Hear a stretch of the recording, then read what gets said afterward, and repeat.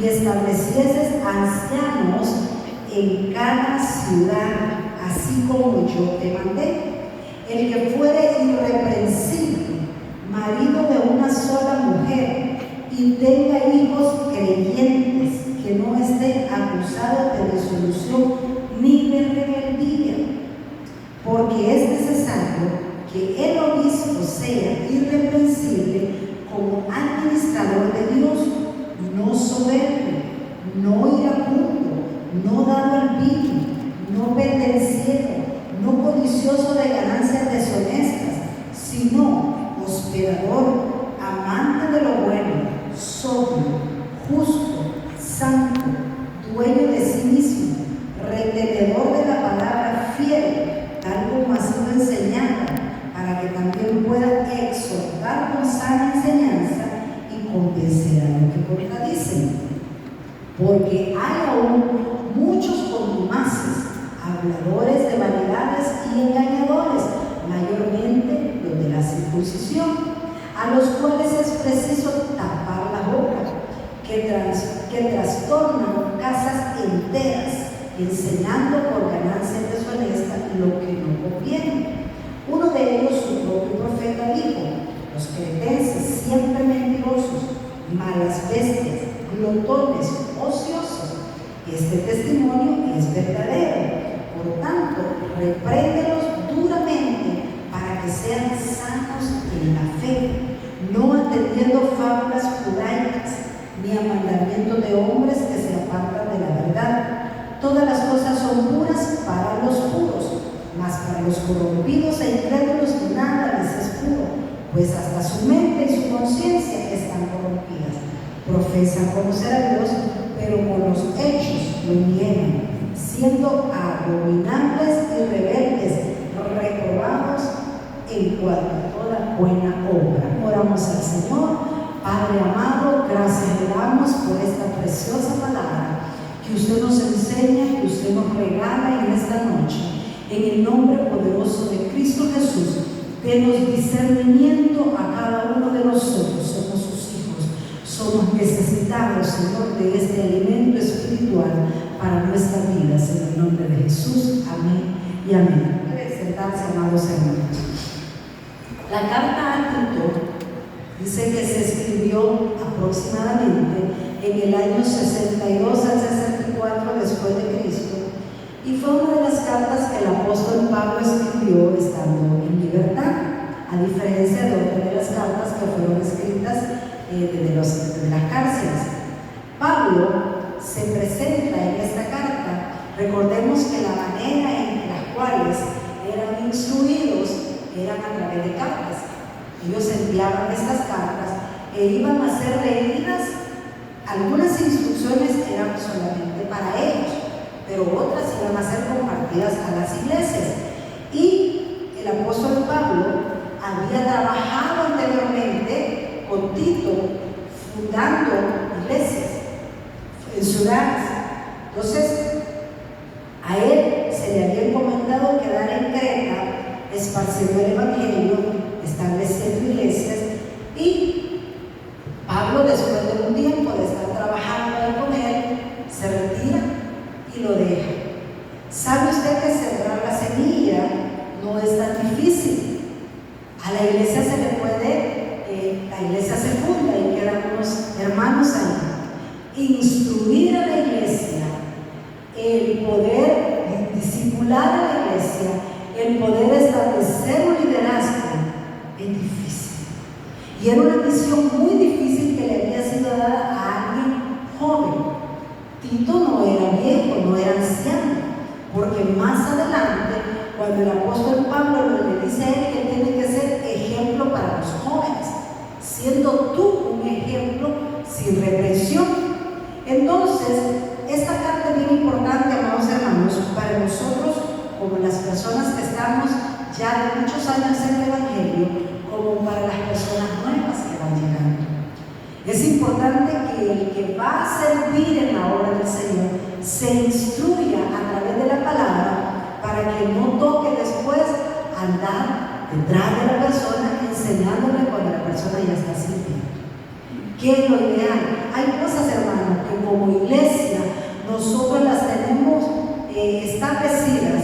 que no lo vamos a cambiar, que digan, mira, eso no está escrito, donde lo dice la palabra. Cada iglesia tiene una disciplina, tiene una manera de trabajar, y esa manera es, no la van a encontrar literal en la palabra, pero es de tal manera que funcione y nos haga nosotros buenos servidores en el Evangelio. Ese es el propósito.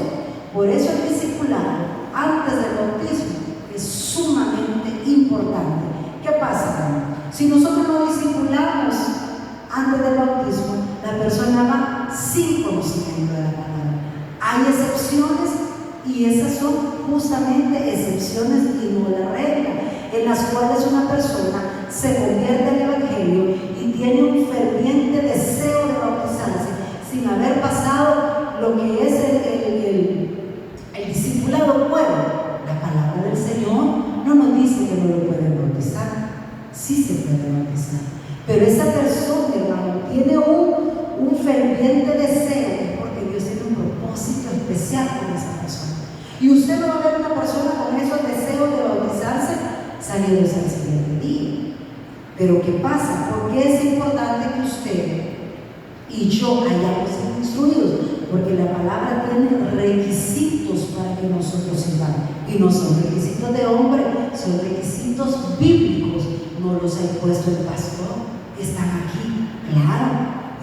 ¿Qué nos van a hacer esos requisitos? Ser personas ordenadas en el Evangelio.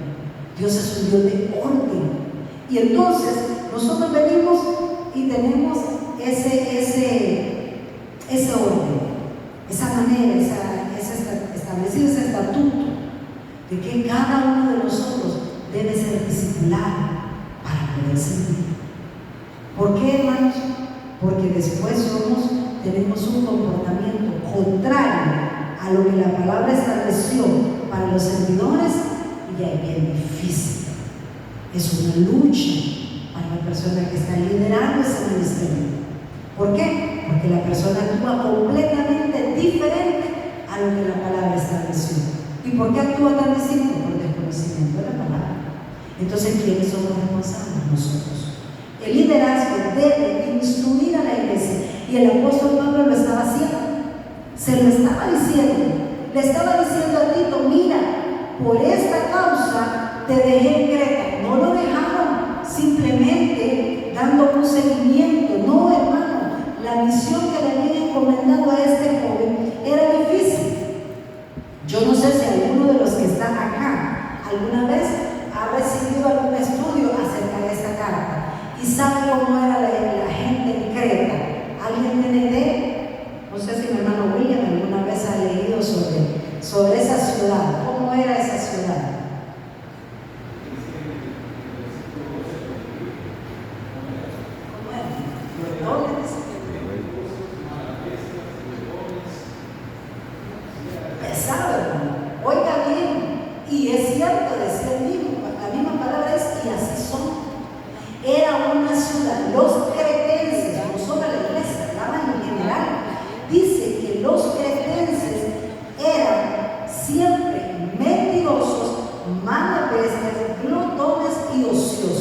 Entre ese tipo de personas, Tito tenía la responsabilidad de elegir diáconos. Era fácil, hermano, entre gente mentirosa que tenía probablemente estos, claro, ya habían conocido el Evangelio, vienen a discipular, vienen a enseñarle la palabra. Por eso en el capítulo 2 le comienza a decir, enseña la sana doctrina. Por eso le decía, esta carta es bien importante leerla completa.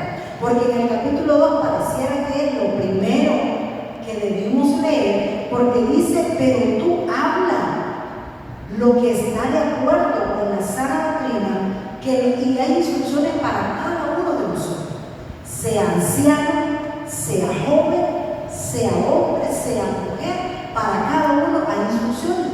¿Por qué? Porque la iglesia debe ser diferente. Y dice la palabra del Señor que entre esta gente, él sigue en el capítulo 1, cuando comienzan a querer elegir diáconos y obispos, comienza la lista de requisitos.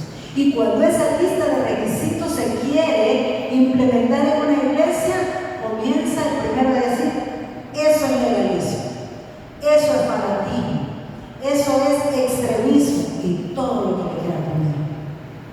No, hermano, ni fanatismo, ni extremismo, ni legalismo. Es palabra de Dios para usted y para mí. ¿Por qué? Porque nosotros no podemos vivir como nosotros queremos, como a mí me parece o como a mí me gusta. Dice la palabra del Señor que a Tito lo habían dejado para que corrigiese y estableciese ancianos en cada ciudad. Miren que era como un supervisor, así como yo te mandé. El que fuera irreprensible, marido de una sola mujer, y tenga hijos creyentes que no estén acusados de disolución ni de rebeldía. Amado hermano, solo con ese capítulo, solo con ese versículo, quedaríamos excluidos muchos. ¿Por qué? Vean cuántas cosas hay. Y por eso es que la palabra es dura. Por eso es que nosotros queremos vivir la palabra y decimos, bueno, pero es que hay razones. No, hermano, la palabra no hace excepción. Dice la palabra del Señor que sus hijos, para que sean ancianos y obispos, para que podamos ser ancianos y obispos, nuestros hijos tienen que ser creyentes. Y ayúdenme, pero así dice la palabra.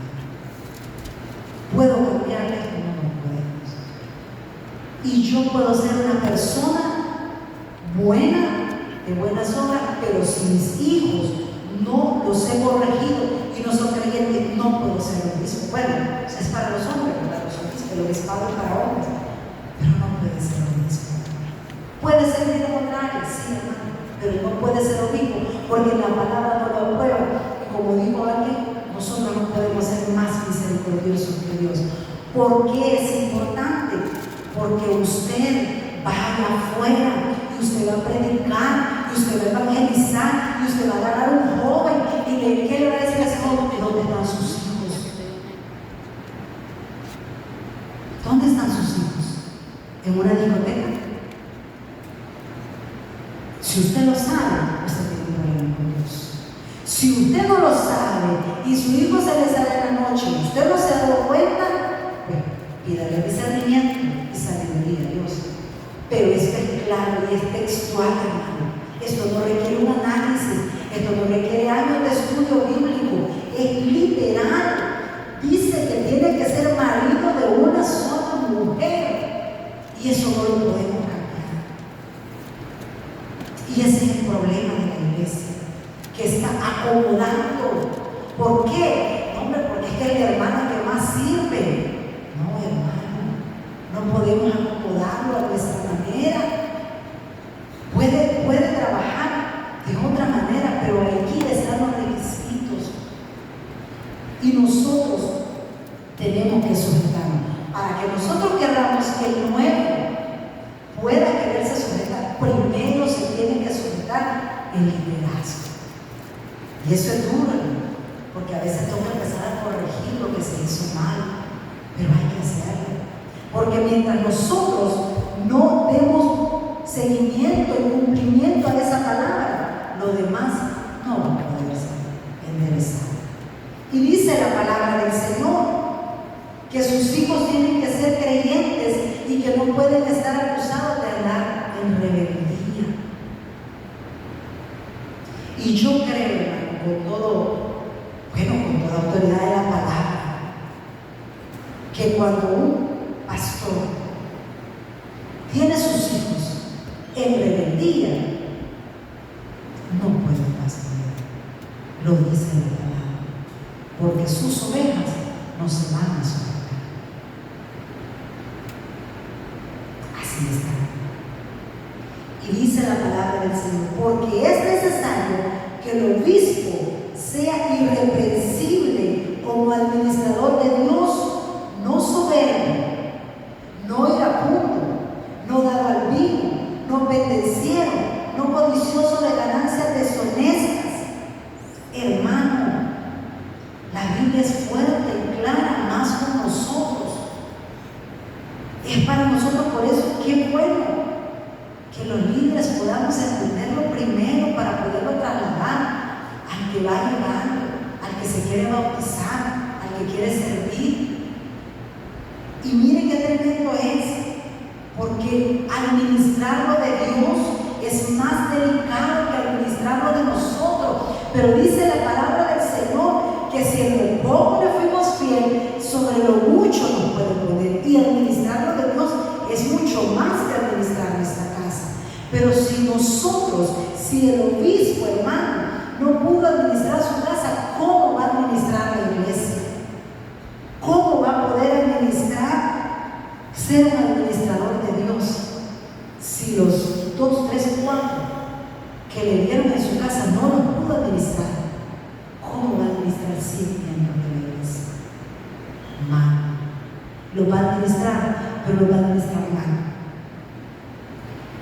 Yo conocí un caso, hermano, lo conozco muy de cerca, muy delicado, en el cual la iglesia está en una tristeza muy grande, una decadencia muy grande, porque su líder está acusado de algo bien delicado, un pecado.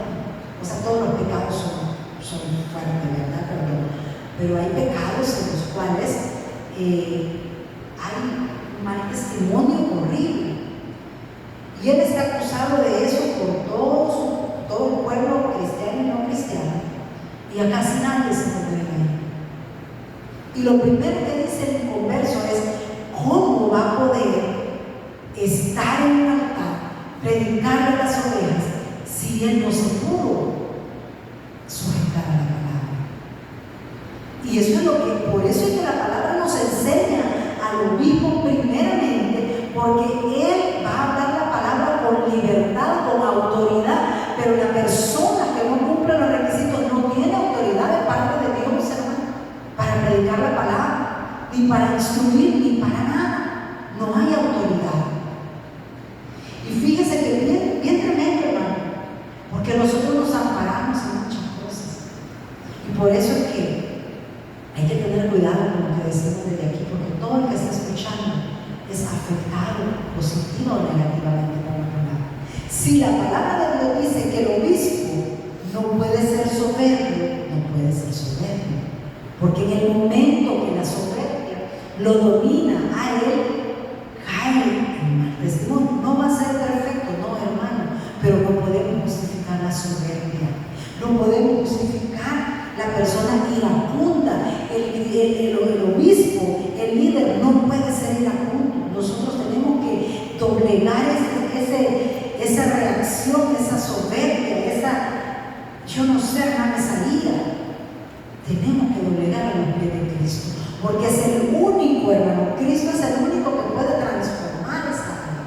Entonces, si nosotros decimos: pero es que, mire, hermano, yo soy rebelde, ustedes no están listos, hermano, pónganle en las manos de Dios esa rebeldía. Sí puede, porque ya recibió a Cristo, está en el proceso, sí, pero todavía no puede liderar, porque está soberbio, porque la ira lo domina. Y si la soberbia y la ira nos domina, nosotros no podemos ejercer autoridad.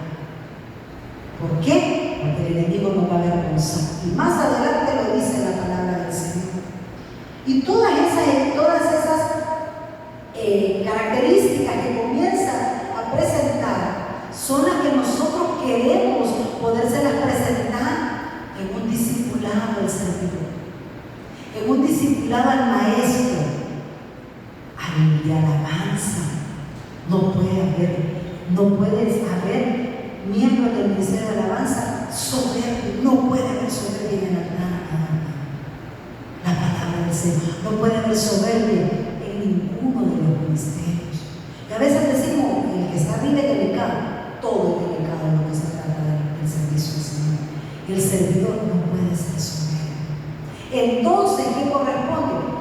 Tratar primero, conocer las cualidades, para que entonces yo pueda decir: yo necesito que Dios transforme esta soberbia que hay en mí. Yo necesito que Dios transforme esta ira que me controla a mí. Yo necesito que Dios controle, la persona que tiene inclinación al alcoholismo. No da vino, dice la palabra del Señor. No pendenciero, no codicioso. de ganancias deshonestas.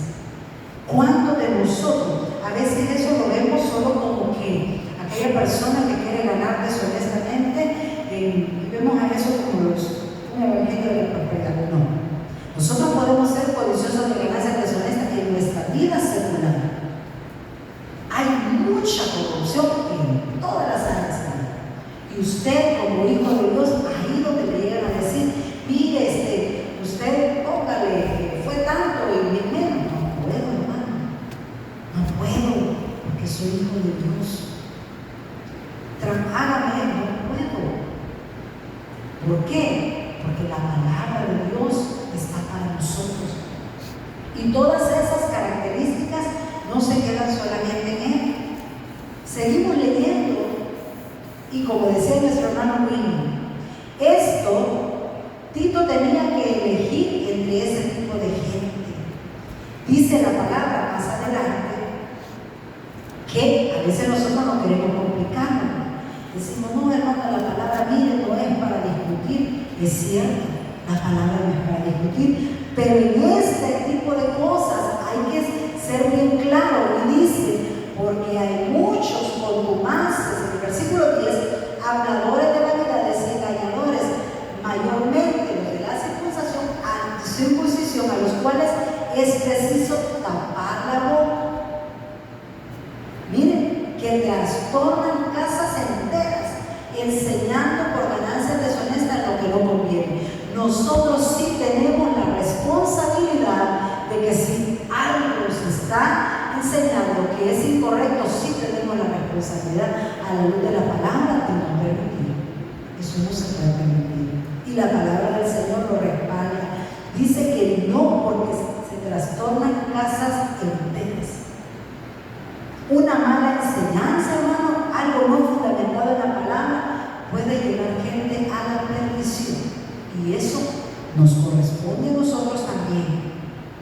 Y todo esto, el apóstol está describiéndole a Tito, y vamos a pasar al capítulo 2, para continuar con el 2, porque ahí comienza a describir quiénes eran los cretenses, y era lo que yo les decía. Creta era uno de los lugares donde había mucha prosperidad en esa ciudad. Dice que era una de las ciudades de una isla muy próspera, pero sumamente corrupta, porque era un crucero de comercio, y eran eran muchas culturas y muchas civilizaciones las que se habían asentado ahí. Era multicultural, y cuando un lugar es multicultural, la iglesia debe tener una identidad bien cimentada para no verse afectada, para no verse movida por todas esas cosas que los demás estaban hablando y estaban creyendo, por las creencias que tenían las diferentes civilizaciones que llevaban, las diferentes culturas. Entonces, los que eran de la iglesia, las iglesias que se habían fundado, debían tener lineamientos claros para que formaran una identidad diferente. Y es lo que nos falta, y es lo que anhelamos que se pueda formar en el cristiano, en el nuevo debería. Y nosotros ya deberíamos de tener la identidad bien fundamentada, hermano. Pero si nos falta, para eso está la palabra, para podernos corregir, instruir. Entonces, esa era la labor. Y en el capítulo 2, el apóstol Pablo le dice, pero tú, hablándole a Tito, después de describirle todas las cosas difíciles que habían en esas ciudades, pero tú habla lo que está de acuerdo con la sana doctrina. ¿Por qué? Porque antes le había dicho que los cretenses profesaban conocer a Dios, pero con los hechos lo negaban. Entonces le dice, pero tú habla lo que está de acuerdo con la sana doctrina. Y aquí venimos todos incluidos. Que los ancianos sean sobrios, serios, mire qué responsabilidades, prudentes, sanos en la fe, en amor, en la paciencia. Y nosotros muchas veces nos escudamos, decimos, no, hermana, que no tengo paciencia. Pídasela a Dios, porque el Señor dice que debemos de ser pacientes, que las ancianas sean reverentes en su porte, no calumniadoras. Eso es delicado, porque una iglesia donde las calumnias se ven como algo pequeño, eso es un incendio, eso es terrible, eso se tiene que cortar de raíz. Y a veces ese pecado no lo vemos como la borrachera, ¿verdad? Porque la anciana o la mujer, bueno, anciana se llama aquella persona que está en capacidad de enseñar, no necesariamente de cierta edad en adelante. Pero un anciano es un consejero. Entonces, si yo tengo la potestad de aconsejar a una joven, yo no puedo andar calumniando. Eso es pecado. Y aparte de ser pecado, si es conocido, tiene que ser corregido. Porque eso es dañino. ¿Cuántas personas se van por calumnias? Se destruyen iglesias por calumnias. Por eso la palabra del Señor no deja fuera esa cosa. Que tal vez nosotros no le damos importancia, son chismes, no, son calumnias. Y sí se deben de parar. Dice, no calumniadoras, no esclavas del vino, maestras del bien, que enseñen a las jóvenes, a las mujeres jóvenes, a amar a sus maridos y a sus hijos. Pero ¿cómo puedo yo enseñar a las jóvenes que se van casando si yo no lo vivo? Por eso es que volvemos al punto en el cual esto va primeramente para la gente que está en el liderazgo, a ser prudentes, castas, cuidadosas de su casa, buenas, sujetas a sus maridos, para que la palabra de Dios no sea blasfemada. Y ahí viene el mal testimonio, porque a causa de mi comportamiento, de mi manera de vivir, la palabra del Señor es blasfemada. Por eso sí, hermano, volvemos al punto. Es necesario, es indispensable que nosotros seamos bien conocedores de esta palabra, pero sobre todo hacedores. No es poco conocer, pero si no lo pongo en práctica, eso queda sin efecto.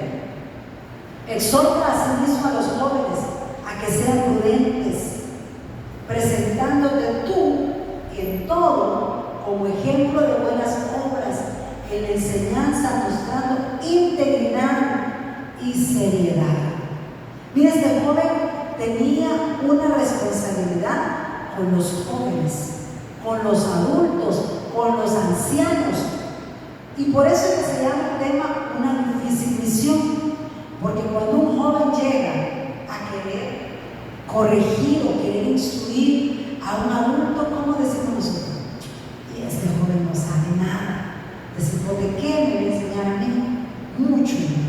Si es un joven con llamado, con una misión de parte de Dios, puede instruirnos a los demás. Y él tenía ese llamado a poder enseñar y mostrar, pero ¿con qué? Vamos a mostrar primero con su ejemplo, con su testimonio. Por eso es que no es válido que yo pueda decir que tengo 20 y tantos años en el Evangelio, 30 años, pero la vieja naturaleza es la vieja naturaleza, la nueva. Cristo ha puesto una nueva naturaleza en nosotros. Y de modo que si alguno es en Cristo, nueva naturaleza.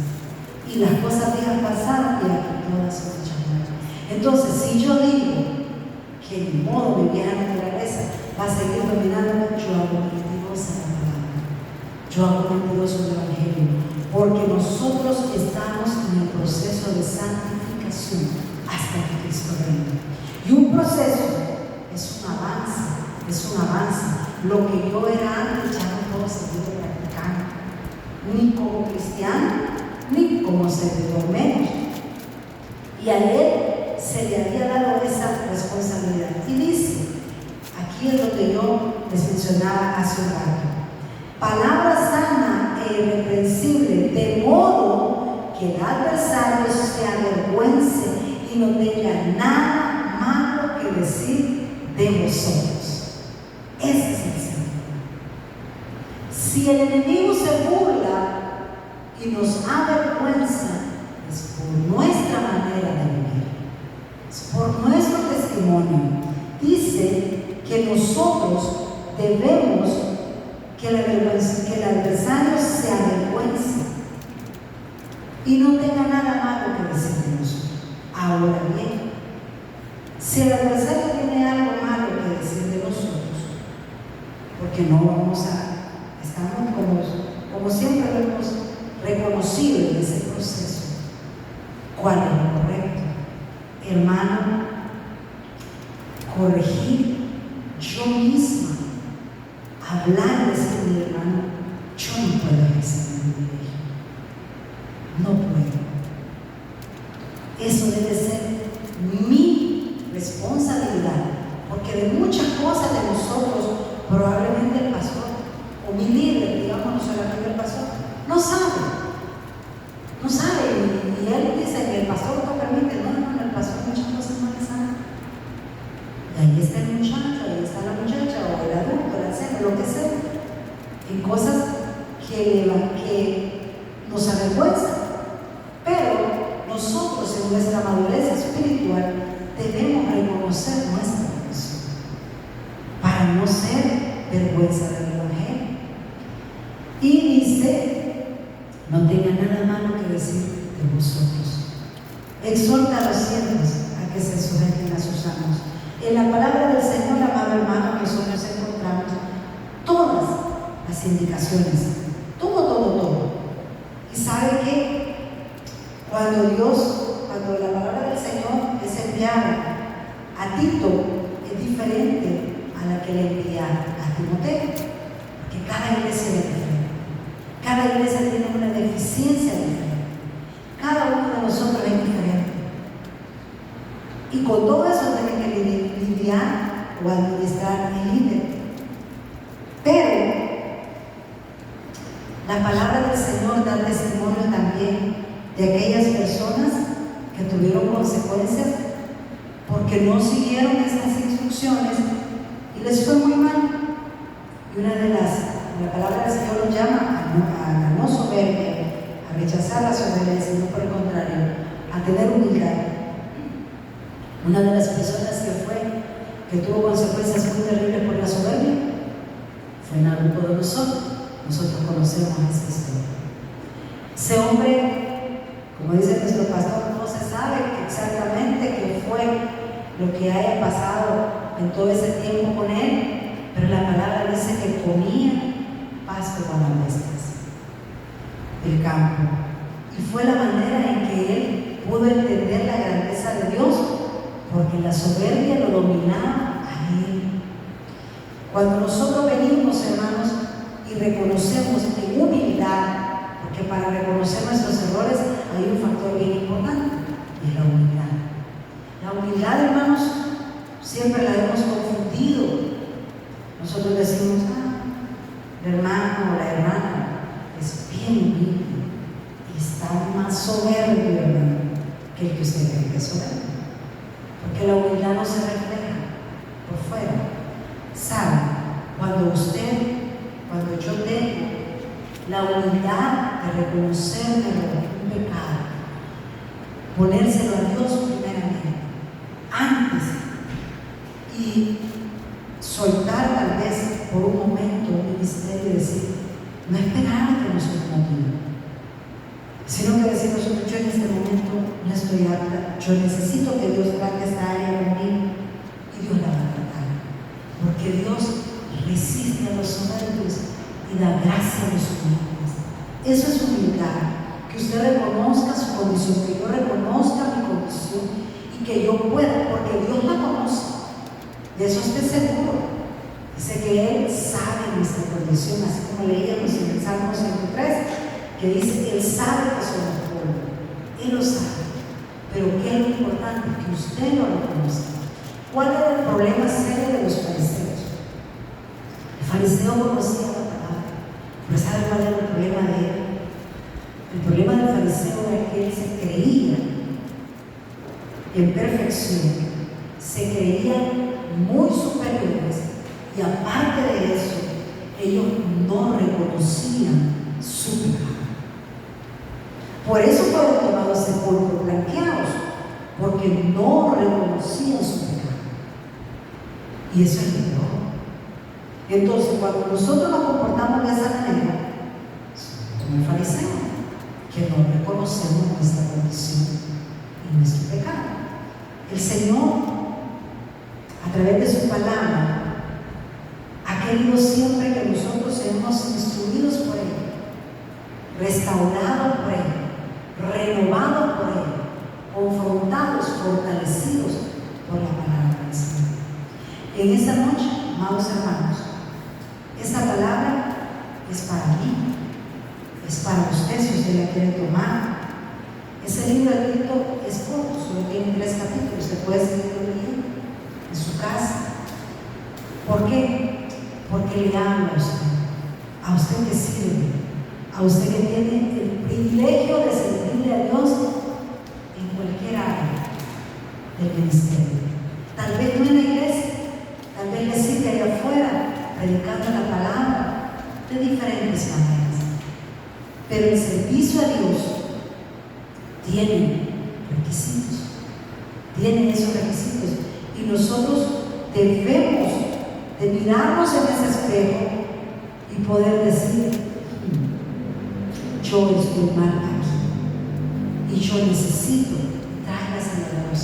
Él es fiel y justo para perdonarnos y limpiarnos de toda maldad.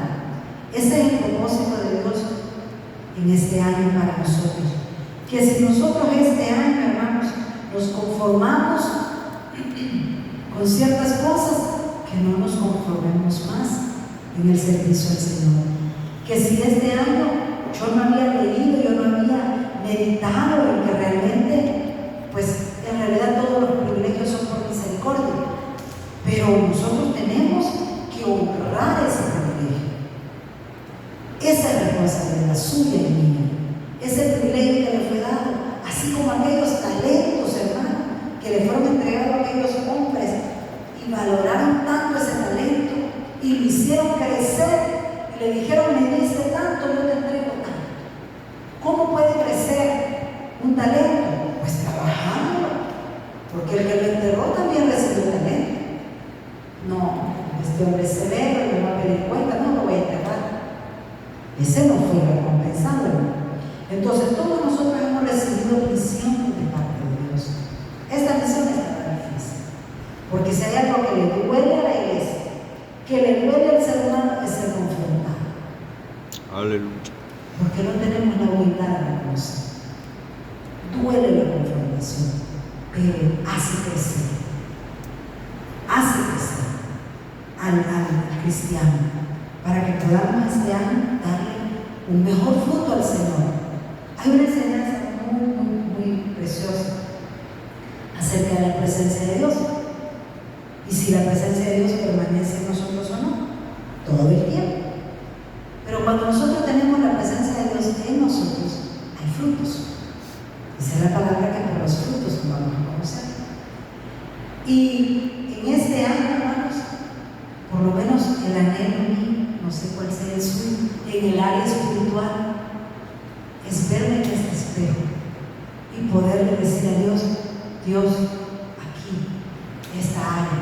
Pero si hay otra área que yo no reconozco, pero usted la conoce, hágalo. Decía nuestro pastor el día martes acerca de que la adoración es sacrificio, es obediencia. Nosotros queremos ser adoradores, sacrifiquemos las áreas. Y sacrificio no es estar de rodillas solamente. El sacrificio es, hermano, que eso que a mí más me duele lo tengo que entregar. Porque a Abraham le pidieron lo que más amaba. Cuando Dios pide algo en una área de nosotros, lo que Dios tiene para nosotros es mucho mejor. Y este año, hermanos, es propicio, este día es propicio para que nosotros digamos: Señor, yo me conviene. A mí, de verdad que por pura misericordia, me has permitido servir. Pero este año, Señor, yo quiero servir. Yo quiero luchar no en mis fuerzas, no en mi capacidad, con la ayuda de nuestro Dios, a poder ser. ¿Será que puedo ser irreprensible, Señor? Está difícil, pero vamos Y hay parte que le toca a Dios y hay parte que le toca a usted, que me toca a mí. Primero reconocer y pedir. Usted sabe lo que tiene que poner en la mano de Dios. Yo conozco lo mío, usted conoce lo suyo. Y si es así, créame que este año vamos a poder ver cosas grandes. Y cosas grandes no solamente es una iglesia que de 100 pase a 200 miembros. Cosas grandes es ver un ministerio consolidado en santidad. Eso es ver cosas grandes. Es ver una juventud diferente. Es ver unas mujeres diferentes, cambiando cada día. Es ver un ministerio de hombres de valor que lo describe la palabra, irreprensibles, que sus hijos estén sirviendo al Señor. Y así, hermanos, la palabra del Señor ha sido escuchada, ha sido leída, ha sido meditada. Espero que podamos seguir escudriñándola y aprendiendo de ellos. Agradezco a Dios por esta bendición que haya sido para honra y gloria de nuestro Dios. Que Dios les bendiga, hermanos. Aleluya.